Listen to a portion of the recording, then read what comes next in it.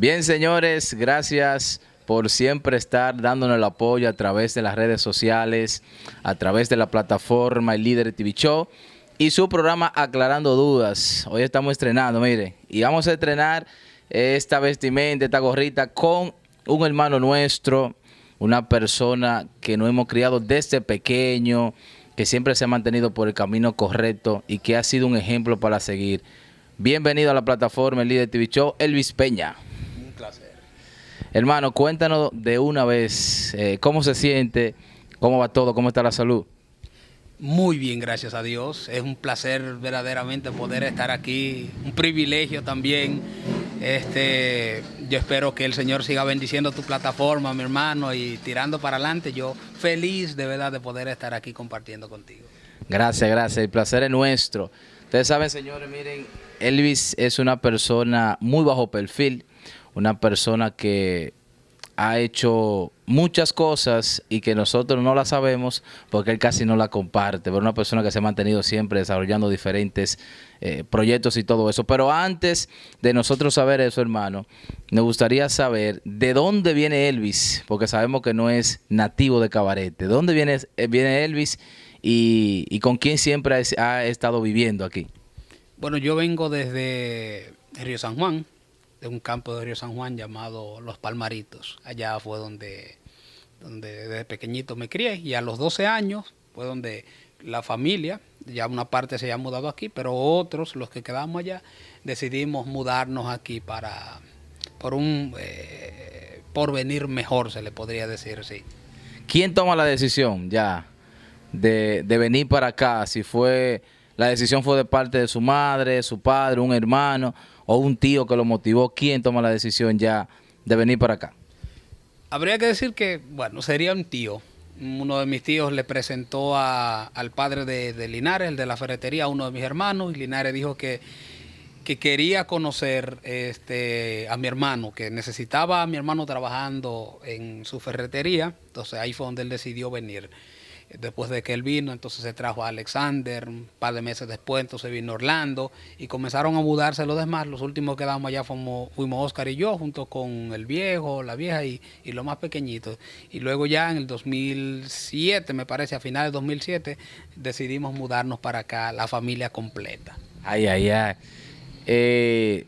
¿Cómo ha sido entonces, desde que vinieron hasta ahora, su estadía aquí en Cabarete? ¿Cómo ha sido ese transcurso de la vida? Una bendición, mi hermano, una bendición. Yo agradecido de Dios que nos ha puesto en el camino gente maravillosa, amigos que se convirtieron en familia, como es el caso suyo, líder, y muchísimos otros hermanos que lo que hemos compartido, hemos podido levantar negocios, hemos recibido el apoyo de tanta gente preciosa de Cabarete. Ha sido una bendición y estoy más que agradecido porque hemos recibido más de lo que nosotros merecemos. Así es. ¿Qué extraña de su campo? El campo como tal. ¿Sabes que la vida que se vive es un poquito más liviana? No hay tanta bulla, no hay tantos musicones, no hay tanta corrupción, y es una vida más sana. Entonces, lo que yo más extraño es eso, poder coger para esos montes y pasarme el día entero allá simplemente escuchando pajaritos o bañándome en los ríos. Oye, es una aventura. ¿Por qué se dice que en el campo la vida es más cómoda, aunque tiene sus limitantes? Porque, por ejemplo, no es lo mismo, por ejemplo, los supermercados, las plazas, etcétera. Pero, ¿por qué se dice que el campo es más cómodo para vivir? Sí, eso, bueno, es relativo, porque lo primero que tú tienes que tener en el campo es algo con lo que tú dependas. Si tú tienes algo que depender, vas a vivir cómodo. Porque vuelvo y te reitero, no hay tantos afanes, se vive una vida más ligera, una vida más suave, incluso lo que tú comes es mucho más saludable porque la mayoría de las cosas son naturales. Entonces, al no vivir con el ajetreo, con el estrés de los pueblos, uno se vive mejor, y en los campos tú encuentras un viejo que te vive 90 años, pero aquí la misma persona a los 45 ya está enferma de cáncer o cualquier otra enfermedad. Entonces, la vida en el campo es mucho mejor en ese sentido. Sus padres, ¿a qué se dedicaban en el campo? ¿Y a qué se dedican aquí en Cabarete? Bueno, mi padre, desde que yo nací, fue maestro. Sí, entonces, de hecho, yo estuve debajo de él en su docencia durante 2 años, me parece que tercero y cuarto de primaria. Y bueno, después de que se mudó, después de que nos mudamos aquí a Cabarete, hicimos un cambio. Pero él consiguió algunos que otros trabajitos, más o menos. Al fin y al cabo está trabajando en una tienda personal, una tienda donde venden equipos, teléfonos y cosas así, Mundo Inteligente se llama. Ok, señores, vamos a continuar conociendo un poco más de Elvis. No se desconecte de ahí, aclarando dudas. Recuerde suscribirse a nuestro canal. Seguimos en unos minutos. Bien, señores, continuamos con nuestro hermano Elvis. Y estábamos hablando, señores, un poco acerca de lo que se dedica a su padre. Me dice usted que su padre le daba clase. ¿Cómo era ese momento así? Porque yo sé que debe de ser algo, a la vez, un compromiso más fuerte, pero también una ventaja, porque siendo su papá su maestro, tendría usted toda la facilidad de sacar buenas notas. ¿Y cómo era ese proceso? No fue tan... Sí.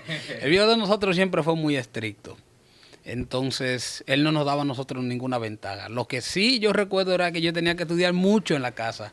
Mucho. Yo tenía que hacer la tarea temprano, todos los días. Tarea no se me quedaba. Si había un tema, eso sí, que los temas en particular que uno no entendía, él nos lo explicaba en casa. Pero nunca nos dio ninguna ventaja. Siempre nos trató igual que los demás estudiantes. Y eso estuvo muy bueno, tú sabes, porque uno nunca tuvo el aire de menospreciar a nadie ni creerse que teníamos tampoco siempre el pendiente de qué íbamos a pasar. Si no nos fajábamos, ciertamente que podíamos reprobar. Decía él, recuerden que ustedes deben de ser el ejemplo en el aula porque ustedes son hijos míos y no pueden ustedes quedar por debajo. Me imagino que le decía eso. Sí, ciertamente. No, era un compromiso, de verdad que era un compromiso tremendo. Y el viejo de nosotros, de verdad, que no cogía esa, de que no, que esos son mis hijos, no. Ustedes tienen que fajarse porque son los que me representan. Una anécdota de allá de la escuela que usted nos pueda contar, que recuerde en eso entonces, cuando estudiaba y su padre era su maestro. Bueno, te puedo decir que no, hay muchas cosas que más bien son cosas que uno ciertamente las guarda porque los marcaron. Y algunas de ellas podría ser que la escuela donde nosotros estudiamos era una escuela muy estricta. Un estudiante, por ejemplo, de clase media, se le podría decir, un estudiante normalito, solía ser meritorio cuando salía de allá, porque era muy estricto, ciertamente. Y yo recuerdo que incluso en nuestro nivel, que nosotros siempre fuimos buenos estudiantes, no nos permitían estar en el cuadro de honor, que era un lugar donde se le daba reconocimiento, porque decía, la esposa del director siempre decía que a nosotros todavía nos faltaba algo y nosotros nunca mancábamos. En todo básicamente éramos los mejores y ella siempre decía que a nosotros nos faltaba algo, que todavía, que no podía ponernos en el cuadro de honor porque nosotros todavía no teníamos el 100% que se necesitaba para eso. Y yo siempre tuve ese pendiente cuando llegué aquí, yo siempre tengo que tirar para adelante, siempre tengo que hacer mis clases, siempre tengo que fajarme más que los demás porque yo nunca quiero ser de los detrás, sino siempre lo que estén adelante. Lo que estén adelante. ¿Cómo se sentía su papá en ese momento? Porque sus hijos, siendo buenos aplicados, cumplían con todos sus deberes y eso, y que no los reconocieran de tal forma. ¿Cómo se sentía o qué le decía él en la casa? Bueno, más bien el viejo lo que nos instaba siempre, básicamente lo que nos exigía era que mejoráramos. Y fue muy bueno, yo no me puedo quejar porque mi infancia fue una maravilla. Y en esa parte educacional te podría decir que el viejo ciertamente se fajó con nosotros, porque es lo que quería que nosotros diéramos el 100%. Más bien yo pienso que no fue tanto que nos faltaba, sino más bien que había siempre ciertas cositas y nosotros se podría decir que éramos de los mejorcitos allá, pero teniendo la humildad ante todo, pero ciertamente había otros que eran cercanos al director y a la directora que nosotros realmente dejamos en el polvo atrás y como ellos no podían estar en el cuadro de honor, pues probablemente nosotros tampoco podíamos. Y el viejo realmente él no era quien manejaba eso, por lo que eso se le iba de las manos. Bueno, sí, eso es una realidad y a veces como que trata uno eso de bajar la autoestima y de uno querer menguar en cuanto a su rendimiento, pero usted nos acaba de decir que continuaba con más fuerza que nunca. Ya soltando un poco allá la parte del campo, vienen a Cabarete, comienzan a estudiar en Cabarete. ¿Cómo fue la acogida aquí en Cabarete, en la escuela y los compañeros? Fue muy bueno. De hecho, cuando yo me mudé aquí a Cabarete, yo cursaba el séptimo de primaria. Y ahí fue donde te conocí, donde conocí a Degni, donde conocí a Fray, donde conocí a Orbi, a todos los demás muchachos. Y nosotros realmente creamos un vínculo muy bonito que hasta el sol de hoy los mantenemos. Somos familia y donde quiera siempre nos hemos representado de la misma manera. Siempre fuimos los mejores durante nuestros años, ya sea en la escuela, en el liceo también, y incluso en nuestros tiempos de universidad también. Y realmente yo creo que parte fue eso, que nosotros nos unimos, nos conectamos y siempre mantuvimos como ese tipo de competencia entre nosotros, por una competencia sana. Y eso fue realmente trae buenos recuerdos. Yo estoy muy agradecido de esa amistad que ustedes me brindaron cuando yo me mudé aquí. Eso fue una maravilla, realmente. Me sentí muy bienvenido. Así es, yo recuerdo esos tiempos de nosotros en la escuela primaria, nosotros siempre dispuestos a dar lo mejor por lo mejor, pero yo siempre, y lo he comentado mucho con mis compañeros maestros y también con mis estudiantes, donde nosotros en esos tiempos teníamos como una estrategia de estudio, una disciplina y unos valores que fueron que marcaron la diferencia o que son muy diferentes a lo que se desarrollan ahora en los estudiantes. ¿Qué piensas tú, Elvis, que fue la clave principal que nos permitió a nosotros, digo nosotros porque también estuvimos juntos en ese proceso, para que nosotros fuéramos estudiantes maravillosos, extraordinarios y bien educados? Yo pienso que nosotros fue una combinación de factores. Lo primero fue que encontramos compañeros que coincidíamos mucho con los valores, con el deseo, realmente nuestras aspiraciones eran similares. Tuvimos eso en común, entonces nos conocimos y lo otro en común fue que teníamos básicamente una ética muy similar, por lo que fuimos muy compatibles todos. Entonces, al unirnos, pues básicamente creamos una especie de sincronización que nos ayudó a seguir hacia adelante, a ser los mejores en todo, a básicamente dar el todo por el todo, superiores a los demás también en cualquier área, en cualquiera de las materias.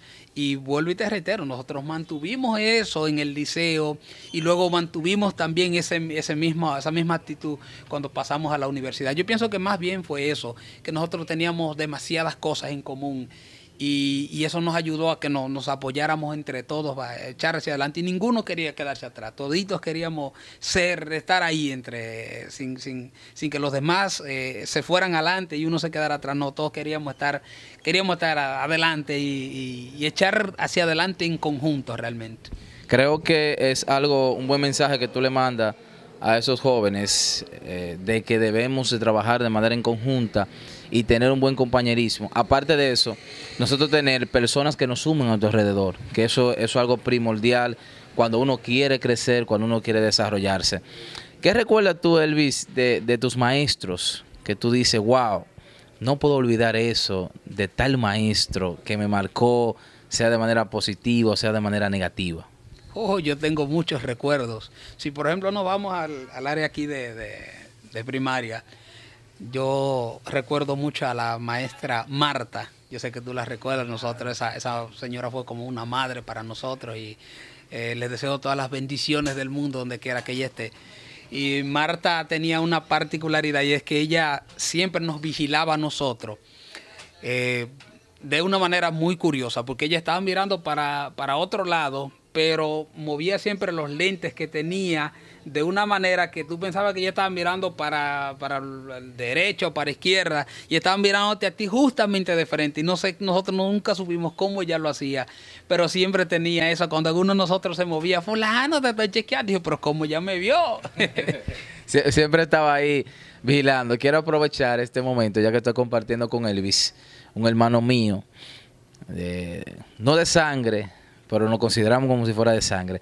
Y es mandarle ese saludo a Marta Sosa, una gran mujer, una maestra preparada realmente, pero aparte de eso, una persona muy humanista, que se hacía sentir, se hacía querer, porque ese amor que nos brindaba a nosotros era inmenso, y realmente no podríamos nosotros decir algo que no sea, que nos sentimos orgullosos de ella. ¿Cuál otro maestro recuerdas tú de lo que nos daba clase, que tú recuerdas algo de él o de ella?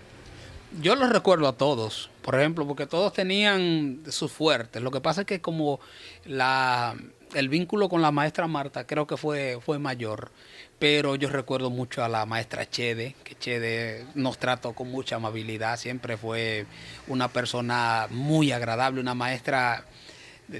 Bueno, te podría decir que era muy blanda con nosotros, porque una mujer con un corazón demasiado noble. Con mucha paciencia. Sí, con mucha paciencia, una mujer que le dolía hasta regañarnos a nosotros, a diferencia de, por ejemplo, de la maestra Marta, que esa nos llamaba la atención cuando tenía que hacerlo.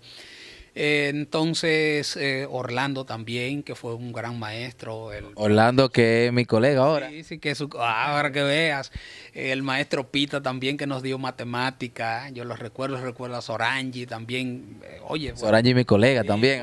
Fueron maestros que nos permitieron a nosotros realmente disfrutar el tiempo el que tuvimos en la escuela, porque he escuchado muchos estudiantes que me dicen, no, que a tal maestro le cogió conmigo, nosotros no supimos que era eso, en nuestro tiempo eso no lo había, lo único que había eran maestros que nos incentivaban a ser profesionales, a ser gente de bien, a cultivar buenos valores, y eso es lo que yo tengo de ellos, que básicamente es mi agradecimiento por todo ese sacrificio que ellos hicieron durante el tiempo en el que nosotros estuvimos con él. Así es, yo recuerdo también nuestra exdirectora, Johanny, una gran mujer preparada que también supo tratarnos. Tata, me recuerdo yo de Tata, cada una de esas personas. Paula no me dio clase a mí, pero le dio clase a muchos estudiantes de aquí, muchos profesionales, incluso ya ahora se va a pensionar ya por el gran arduo trabajo que ha realizado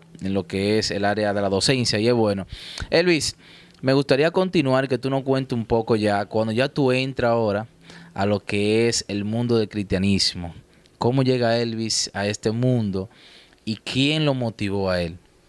Bueno, te podría decir que fueron varios factores, pero el primero fue el poder haber conocido a Fray, que es mi hermano también. Entonces, él me llevó a la iglesia y estando allá recibí un poderoso milagro, algo que me impactó. Y ese mismo día decidí entregar mi vida a Jesucristo. Donde quiera que Fray esté, Fray es mi hermano y siempre lo será, porque es la mayor bendición que yo he podido tener en toda mi vida, ha sido poder aceptar a Cristo como mi Salvador. Cuando decides venir a los caminos de Cristo, ¿qué pensaste en ese momento? Yo no conocía mucho ni entendía el significado de eso. Yo creo que a mí me salió de un pronto, porque te digo que Dios tiene planes con nosotros que nosotros a veces no sabemos, no entendemos. Yo no sabía. La única iglesia a la que yo había ido era la iglesia católica, pero básicamente yo iba porque me llevaban. Yo nunca entendí nada de lo que se hacía en las iglesias. No, nunca fui muy afín, pero ese día el Señor ciertamente me tocó. Y justo estando en la iglesia conocí al pastor Quirico, que es un padre para mí también. que siempre se ha ocupado y nos ha cuidado a mí y a mi familia tremendamente. Justo ese primer día lo conocí y sin querer salió de mi boca decirle, yo me quiero arrepentir. Yo no sabía qué era eso, arrepentirse. Y ciertamente terminé aceptando a Cristo y ha sido, vuelvo y te reitero, mira, un camino donde siempre aparecen tropiezos, pero vuelvo y reitero que es la mayor bendición de mi vida. Tu primer día en la iglesia, ¿cómo fue? Bueno, más bien fue más en la escuela, porque al otro día de haberme arrepentido, yo recuerdo que Fray andaba conmigo como yo fuera su hijo y me llevó donde los maestros, la maestra Marta, que también es cristiana, y le dijo a Marta que yo me había arrepentido. Marta me felicitó, me presentó con otros maestros también, que también se sentían felices por mí. Te digo que no fue nada fuera de lo normal, yo simplemente sentía que había, como que alguien había puesto algo dentro de mí, que más adelante entendí que era el primer amor, que es básicamente esa sensación de amar al mundo, amar todo lo que te rodea. Y es algo muy bonito, pero que se mantiene más en los que son nuevos creyentes, porque uno, como que la mente de uno se expande, uno experimenta lo que se siente realmente, el amor de Dios en nuestras vidas. El mayor, podríamos decir, reto o tentación que ha tenido el enemigo con usted, ¿cuál ha sido? Bueno, es complicado, tú sabes. Es difícil uno poder enumerar porque hay ciertas situaciones porque aparte de todo, pues también soy un hombre y de parte de ese mismo renglón al que yo pertenezco, nosotros tenemos una gran debilidad que son las mujeres. Se podría decir que la mayor debilidad de casi todos los hombres siempre terminan siendo las mujeres, por lo que yo no soy una excepción. Aunque te puedo decir que Dios me da la fuerza siempre para poder mantenerme, pero es un sacrificio. Creo que las mayores tentaciones vienen de parte de ella. A mí nunca me gustó las bebidas alcohólicas, ni nunca me interesaron los vicios, ni nada por el estilo, por lo que básicamente es la única debilidad que te podría mencionar así de... Las mujeres, es real, el hombre, el macho, tiene muchas tentaciones y mayormente son las mujeres. ¿Qué opina usted, Elvis, de las mujeres que se hacen el cuerpo? Bueno, yo soy afín a lo natural. Cada quien puede tomar la decisión que ¿Porque es cristiano o porque siempre le ha gustado más lo natural? No, porque siempre me ha gustado más, porque ya es una decisión personal fuera del evangelio. Yo creo que no hay la necesidad. Por ejemplo, un hombre se casa con una mujer en ciertas condiciones y era porque justo en ese momento le gustaba a la mujer como era. Yo creo que al colocarse partes en el cuerpo que no son tuyas originalmente, te convierten en cierta manera en otra persona. O sea, hay ciertas características que quizás tú lo puedes ver como un defecto, pero son esas cositas que tú ves como defecto, las que más le gusta a la persona que está a tu lado. Entonces, cuando tú retiras eso, muchas veces el amor se va y ya tú ves que cuando pasan esos casos, la mujer se hizo en un cuerpazo, pero el matrimonio que tenía 8, 9 o 10 años terminó destruyéndose. ¿Y entonces por qué? ¿Qué me dice usted, Luis, de esas cristianas, porque vemos cristianas que son evangelistas, que andan por el mundo predicando la palabra y que van al salón, se pintan las uñas, se han hecho el cuerpo, que tenemos varios ejemplos de eso? ¿Está de acuerdo con eso o cuál es su opinión respecto al caso? Eso es un poco polémico, pero yo te puedo decir, mira, la Biblia no prohíbe exactamente, por ejemplo, que una mujer quizás vaya a un salón y se desrice. Pues es en parte, se podría decir, algunos dicen que es parte de la estética, o que use prendas, o que use ciertos accesorios. Ahora, yo creo que hay que tener cuidado con eso, porque como cristianos nosotros somos representantes de Dios. Y el problema, por ejemplo, de acercarse demasiado a cierta, porque todo eso es vanidad, a traer esas vanidades a nuestras vidas, lo que hace muchas veces es que quedemos atados por un espíritu de vanidad. Entonces, el problema de eso es que no podemos parar. Por ejemplo, cuando tú comienzas, supongamos, por el salón, que yo no veo mi pelo, yo no quiero que mi pelo esté de tal manera, yo quiero que mi pelo se vea un poquito mejor. Comienzas, lo haces la primera vez, luego una segunda, luego una tercera, pero llega un momento en el que tú no te sientes conforme con tu pelo, que terminas cortándolo y fácilmente poniéndote tensiones o alguna otra cosa. Entonces, realmente no hay la necesidad. Y con respecto a teñirse las uñas, o el pelo como tal, yo creo que bíblicamente no es correcto hacerlo, porque básicamente estás adulterando el estado natural de algo que Dios te dio. Entonces, cuando tú adulteras, por ejemplo, mi pelo, que pelo negro, vengo y me lo pongo blanco, o sea, ¿cuál es la necesidad? A un impío le luce hacerlo, pero a un cristiano que ha conocido la verdad, no es recomendable que lo haga. La Biblia habla en contra del adulterio. Yo creo que no solamente el adulterio del pecado sexual, sino adulterar ciertas cosas. Por ejemplo, adulterar tu color de pelo, tu color de uñas, adulterar ciertas partes de tu cuerpo. Y otro podría ser incluso hasta echarle agua a la leche. Eso también se considera adulterar. Y básicamente son cosas que yo considero que bíblicamente no están bien. La vestimenta siempre se ha puesto como... Se ha puesto a hacer una comparación de cómo debe de vestir un cristiano y cómo debe de vestir una persona del mundo. Por ejemplo, en los hombres. ¿Por qué no es favorable que el hombre ande con bermuda y que ande con tantas ropas, por ejemplo, manga corta y cosas así? Bueno, te podría decir que por mi experiencia personal, a mí me encantaba usar pantalones manga corta.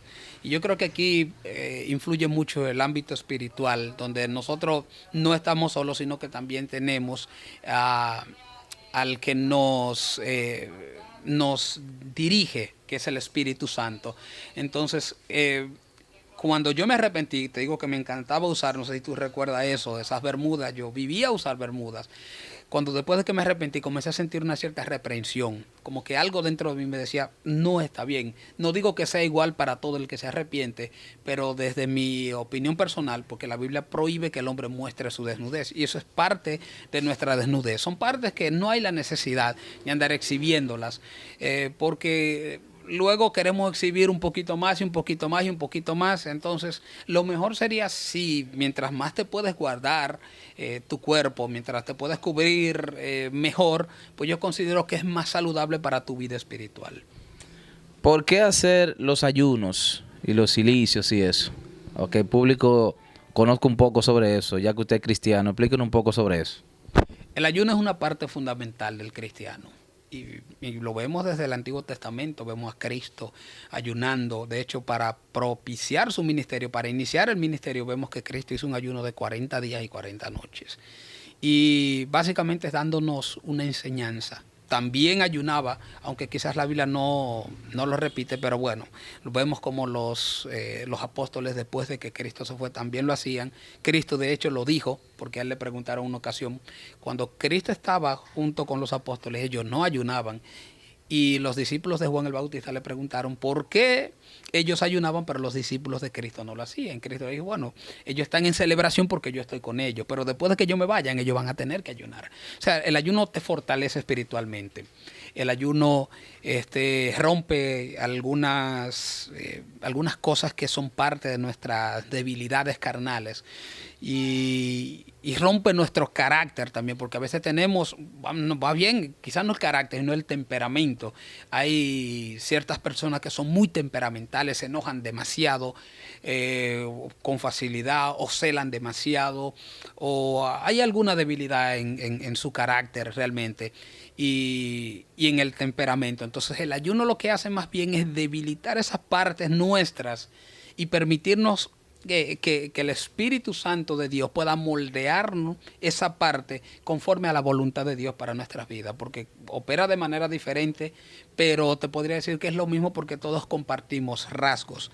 Entonces el ayuno y el cilicio también, el cilicio aunque no es obligatorio ni es un requisito como el ayuno, pero es necesario porque tú sientes que estás haciendo un sacrificio para que parte cosas de tu vida que no son agradables delante del Señor, que el Señor pueda quitarla, porque la carne como que se debilita. Cuando tú humillas tu carne, la carne se debilita. Entonces es mucho más fácil para que Dios opere en nuestras vidas y termine quitando, moviendo ciertas partes de nuestras vidas que no son saludables espiritualmente. Elvis, yo siempre he escuchado que, por ejemplo, cuando las personas se dirigen a decir yo soy cristiano, no católico, y muchos católicos dicen que ellos fueron la primera iglesia que Dios dejó en el mundo.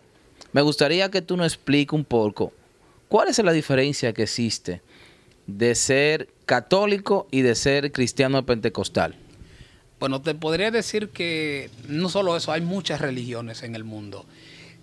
La primera, te puedo decir que la religión no salva a nadie. Son simplemente diferencias doctrinales.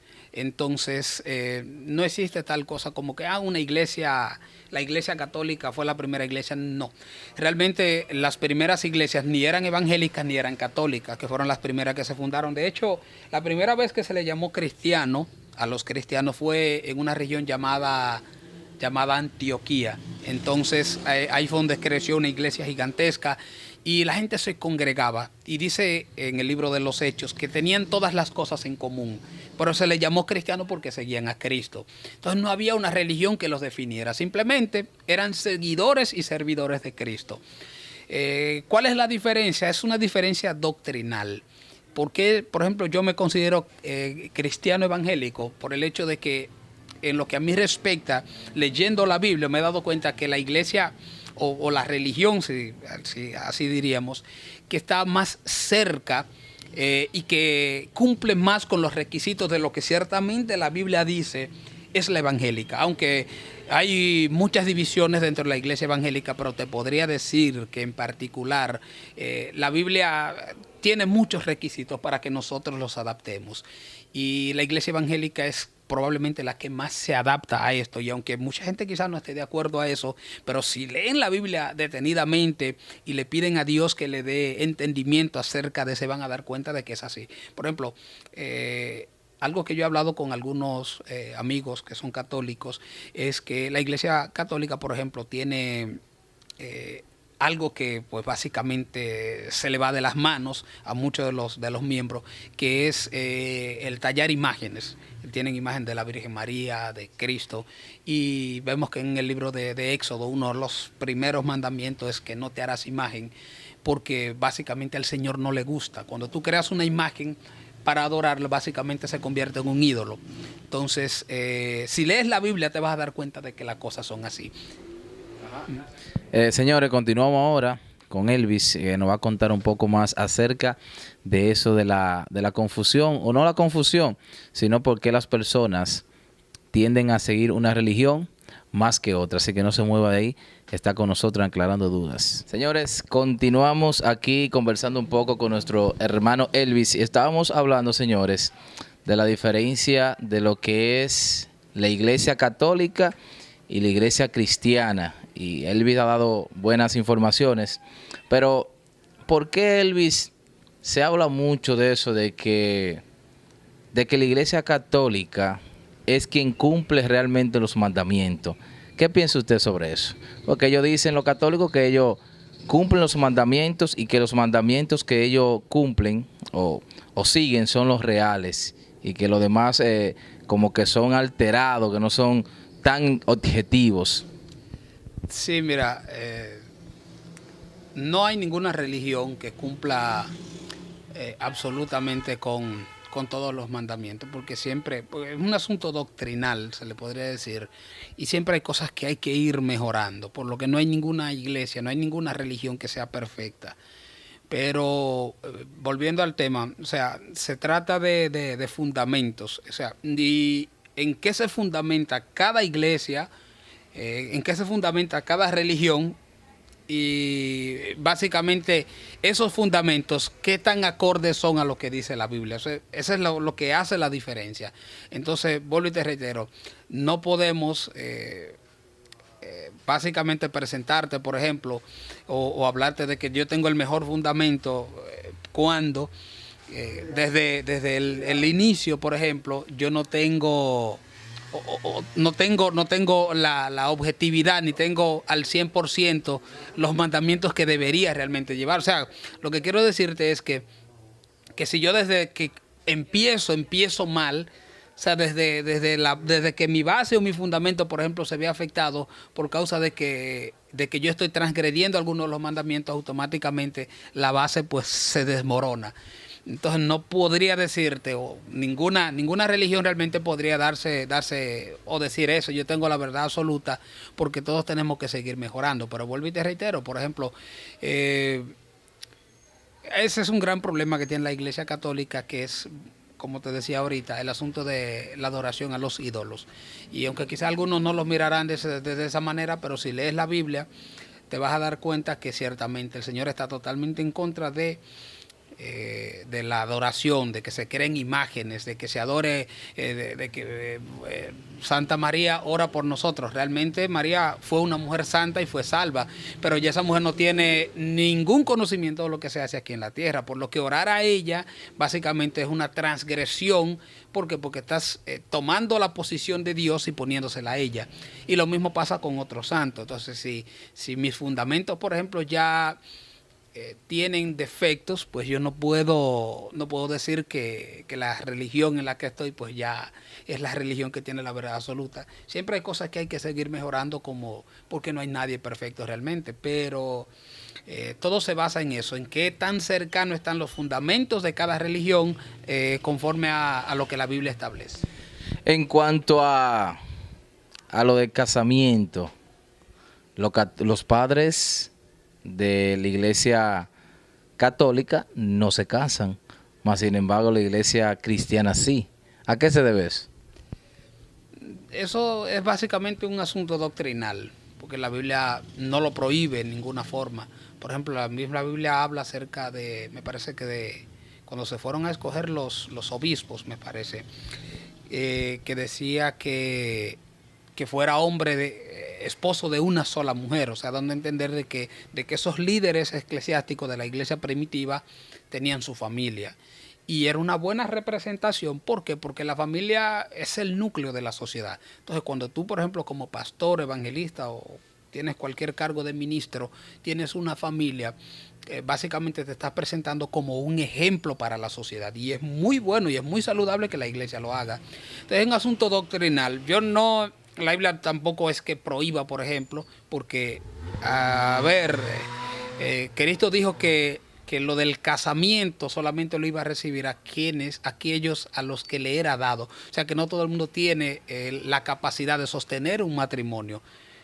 Eso fue una ocasión que los discípulos le preguntaron, le dijeron a Cristo que si esa era la condición del hombre no le convenía casarse. Y Cristo le dijo, eso que lo reciba aquellos a quienes le es dado. O sea, que no todo el mundo tiene el don de poder casarse. Pero que tú ves que hay tantos matrimonios que comienzan y duran 2 años, 3 años, pero viven en un infierno, o tienen 10 años, pero matándose, o el hombre engañando a la mujer engañando al hombre, o al fin y al cabo no pueden, gente que se casan 4, 5 y 6 veces y los matrimonios se desbaratan. ¿Por qué? Porque no nacieron con el don de vivir al lado de otra persona, no tienen la capacidad de sostener un matrimonio. Ajá. Claro, hemos visto eso y es realmente, yo he visto mucho eso, de que personas se casan, dura un poco y se dejan y así por el estilo. En cuanto a usted como persona, una pregunta fuerte.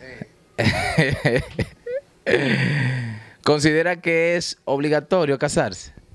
No, no es obligatorio. De hecho, es por necesidad. Yo considero que debería ser así. ¿Necesidad qué? Sí, necesidad de los deseos, realmente el instinto de procreamiento que nosotros tenemos dentro, que es básicamente algo difícil de controlar. ¿Por qué los cristianos no se protegen y eso hace que tengan hijos en abundancia?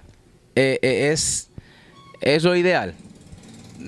Depende, yo creo que más bien depende de la capacidad, por ejemplo, económica y tu capacidad a nivel, si diremos que mental, de cómo tú puedes manejar el tener cierta cantidad de hijos. Yo creo que, que más se debe a un asunto de responsabilidad. Ahora, si tú crees que tú puedes tener una familia con 10 muchachos, pues téngalo, porque realmente los niños son una bendición. Pero si usted cree que usted no puede mantener ni medio hijo, entonces lo recomendable pues sería que no los tenga. En ese caso, más bien, yo pienso que se pueden utilizar varios métodos porque la mujer queda embarazada durante el proceso de ovulación.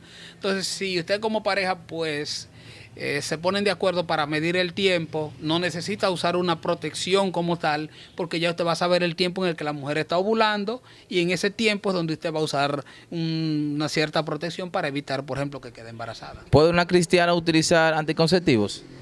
Bueno, eso es difícil. Yo no te podría dar una respuesta absoluta porque hay quienes están a favor y quienes están en contra. Y es complicado. Yo no, porque todavía no me he casado, no me he visto todavía en ese...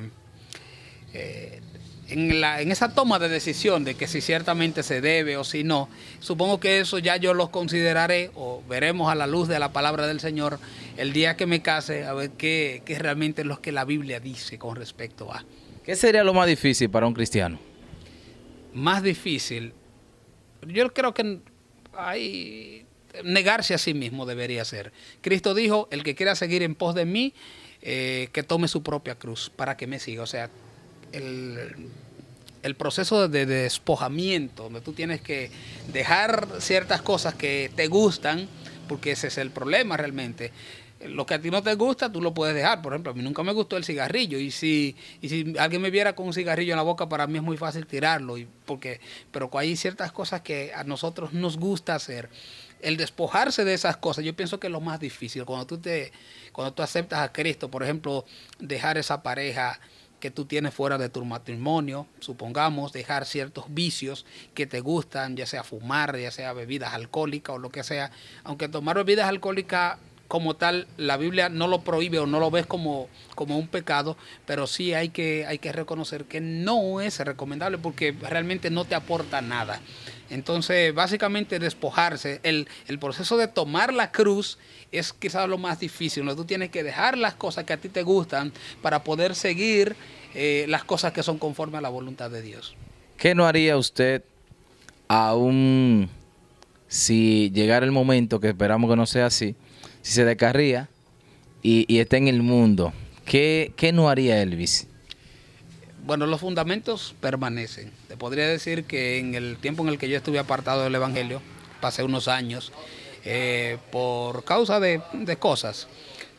Entonces, durante ese proceso, aunque mi carácter se puede decir que cambió un poco porque comencé a hacer algunas cosas que antes no hacía, pero siempre se mantiene el respeto a la voluntad del Señor. Yo pienso que todo aquel que es de salvación, incluso cuando está apartado de los caminos del Señor, siempre tiene el miedo de hacer ciertas cosas porque uno sabe que hay un Dios allá arriba que te está mirando. Tomar cosas que no me pertenecen, robar, eso yo he estado totalmente en contra. Vicios, por ejemplo, como las drogas, esos son caminos por los que yo nunca recorrí ni nunca recorrería en mi vida. Entonces, y entre otras cositas más también que habría que agregarles ahí, pero yo pienso que mantener realmente una especie de, se le podría decir, como de límite, porque hay ese límite donde yo no paso de ahí. Hay cosas que yo no la hago, no importa que esté en el mundo, no importa que haya perdido cierto temor a Dios, pero de ahí para atrás, tú sabes. Cuando saliste, que te apartaste un poco de los caminos de Dios, ¿qué te decían tus padres? Que volviera. Y mis amigos también, muchos de ellos, sí. Yo no recuerdo si tú llegaste a decírmelo, pero sí te puedo decir que entre algunos de ustedes siempre me decían, tú no perteneces a este mundo, lo tuyo es el Evangelio. Sí, meta de Elvis en el Evangelio, porque sabe que hay personas que entran al cristianismo porque ven a otros predicando, ven a otros haciendo milagros, por así decirlo, y a veces se entran por eso y tienen como, bueno, yo quiero ser un profeta, yo quiero ser un evangelista. En el caso tuyo, ¿cuál es tu meta en el cristianismo? Eso depende del llamado. Mi llamado dentro del Evangelio es pastoral. O sea que probablemente llegue un momento en el que Dios me llame para que inicie el ministerio, para que comience a pastorear alguna congregación por ahí. ¿Cómo sabes que tu llamado es ese?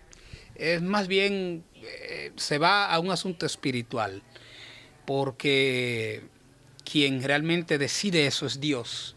Y cómo nosotros podemos recibir esa voluntad del Señor para nuestras vidas o ese llamado de Dios es básicamente a través del Espíritu Santo. El Espíritu Santo en algún momento de tu vida llega, te habla, por ejemplo, y te dice, mira, esto es lo que yo quiero para ti. Tú recibes y sientes la confirmación porque sientes que dentro de ti, el Espíritu Santo que vive dentro de ti, te dice, sí, eso es lo que yo ciertamente quiero. No sientes la reprensión por dentro de que estás haciendo algo que no es conforme a la voluntad del Señor, sino que lo recibe.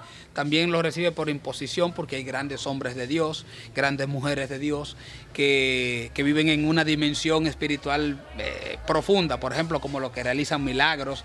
Eso tienen una cercanía a Dios mucho mayor que la que tienen otros, por ejemplo. Pero todas esas cosas son cosas que se buscan a través de la oración.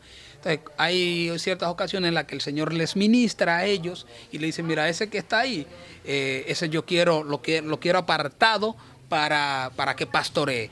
Lo quiero apartado para que salga a predicar a tal sitio. Entonces ellos simplemente van y oran y le dan la palabra conforme a lo que ya Dios le habló a ellos. Dentro de esas cosas, veo que te gustaría pastorear, ser un pastor de una iglesia, pero tú sabes que hay muchos retos, muchos desafíos. Piensa que cuando llegue ese momento podría tener la cierta madurez y preparación para enfrentar cada una de esas situaciones. Estoy seguro que sí. Yo pienso que todos estos años, incluso en lo que estoy apartado del Evangelio, es una preparación. Dios va moldeando nuestro carácter, moldeando nuestro temperamento, nuestra vida también, conforme a su voluntad. Entonces, cuando Él sabe que nosotros ya tenemos la madurez suficiente o la capacidad para poder hacer aquello para lo que Él nos llamó, entonces ahí es cuando Dios entonces ven que ahora sí ya tú tienes la preparación. Entonces yo estoy seguro que Dios mediante será así, porque esto no se trata de la fuerza ni la capacidad mía, sino que son cosas que Dios nos da a nosotros para que nosotros podamos hacer uso de ellas. ¿En qué momento de tu vida Dios te ha tocado por algo que tú dices, wow, yo siento que Dios realmente existe por esto y aquello? Hay muchas cosas, muchas cosas. Te digo que Dios me ha librado incluso de la muerte. Yo me he visto en situaciones difíciles y comprometedoras, donde mi vida ha estado en riesgo, y he visto la mano de Dios obrando, sacándome de esas situaciones donde yo siempre digo, no tengo salida. Pero he visto como Dios, las cosas que son difíciles para mí, Dios las reúne, las hace de una manera tan fácil y tan rápida que tú dices, bueno, no hay otra explicación, porque que esto no se debe a una simple coincidencia, porque otros que se han visto en situaciones similares hoy en día están muertos o no pudieron solucionarlo. Pero al ver lo fácil que Dios se resuelve ciertos problemas nuestros que a nosotros se nos dificultan, eso no tiene precio. ¿Cree Elvis en la evolución? Sí, existe la evolución.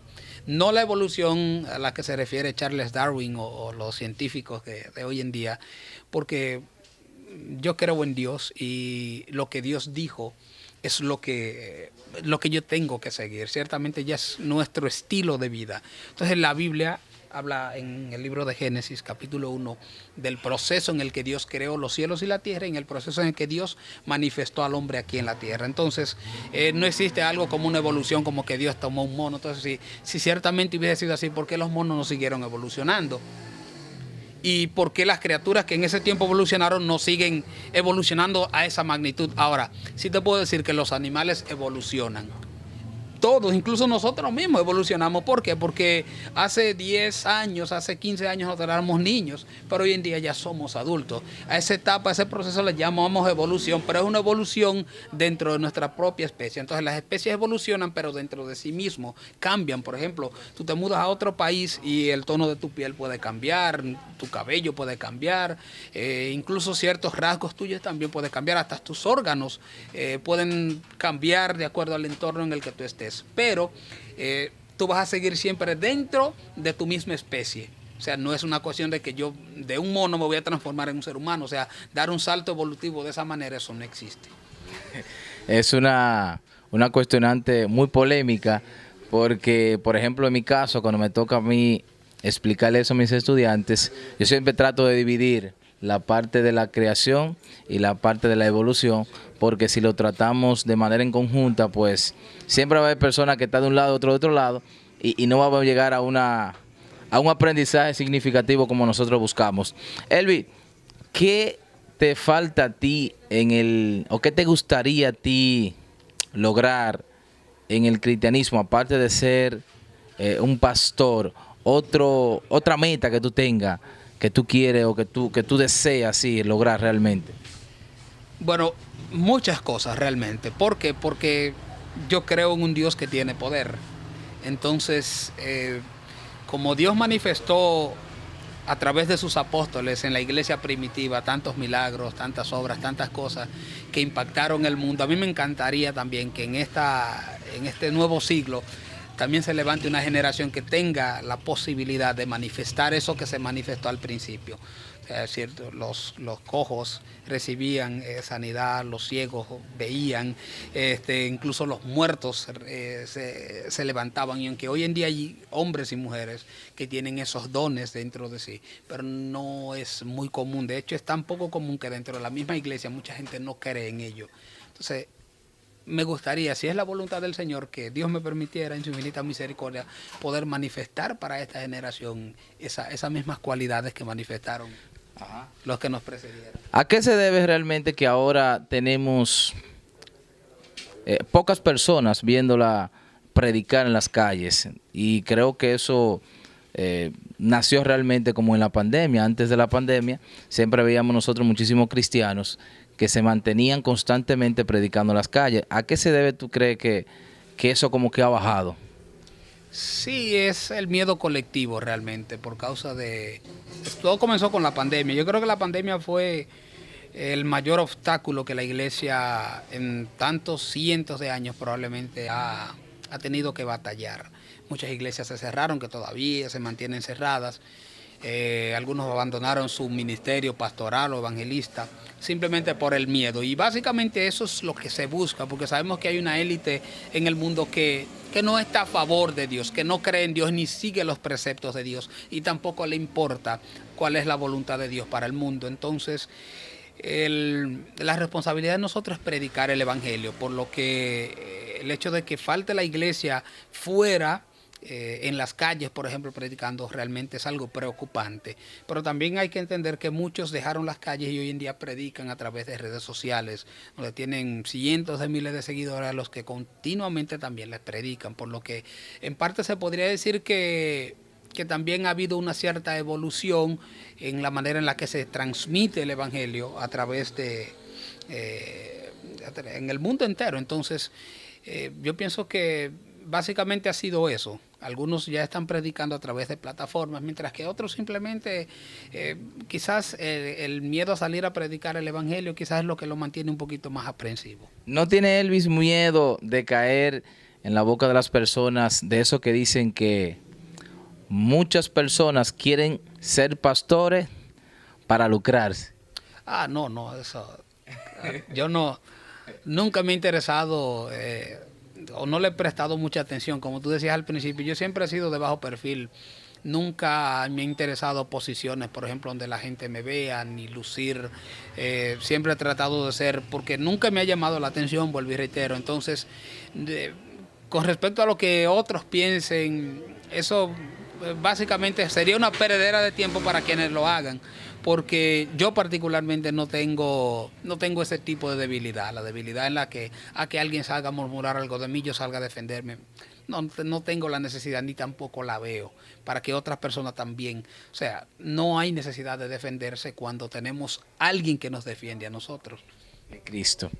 Elvis, agradecerte realmente este momento de tanto aprendizaje y de reencontrarnos, conversar un poco realmente de esos tiempos cuando iniciamos hasta la actualidad. Hay muchas cosas que nos faltan por comentar, pero quiero decirle al público nuestro de que vamos a tener a Elvis con más constancia en nuestro canal y posiblemente emprendamos un proyecto donde le llevemos un gran mensaje a los jóvenes. Para terminar, me gustaría que le mando un mensaje a nuestro público y a cada una de esas personas que necesitan escuchar una voz de aliento. No, por supuesto que sí. Primeramente, muy agradecido. Realmente es un privilegio poder estar aquí con mi hermano y mi amigo desde tantos años. Realmente es muy bueno uno poder compartir en familia, y ciertamente lo primero que me gustaría decirle a cualquier persona que tenga la posibilidad de escucharnos es que busque de Cristo.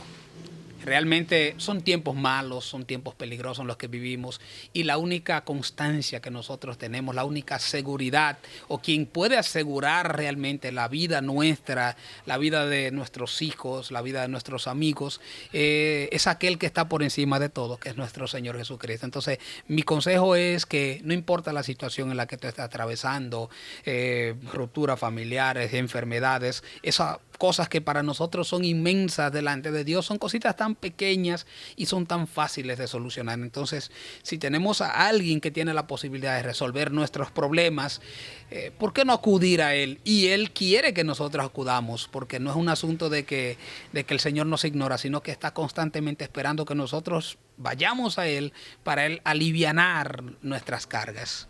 Así es, señores, ya ustedes escucharon ahí. Gracias nuevamente, hermano. Esperamos que todo marche de la mejor manera posible y poderte ver pastoreando esa iglesia donde pueda impactar a miles de personas, a millones de personas en todo el mundo. Así que, señores, síganos ahí en la plataforma El Líder TV Show y aclarando dudas. Esto fue todo de parte nuestra. Check it out.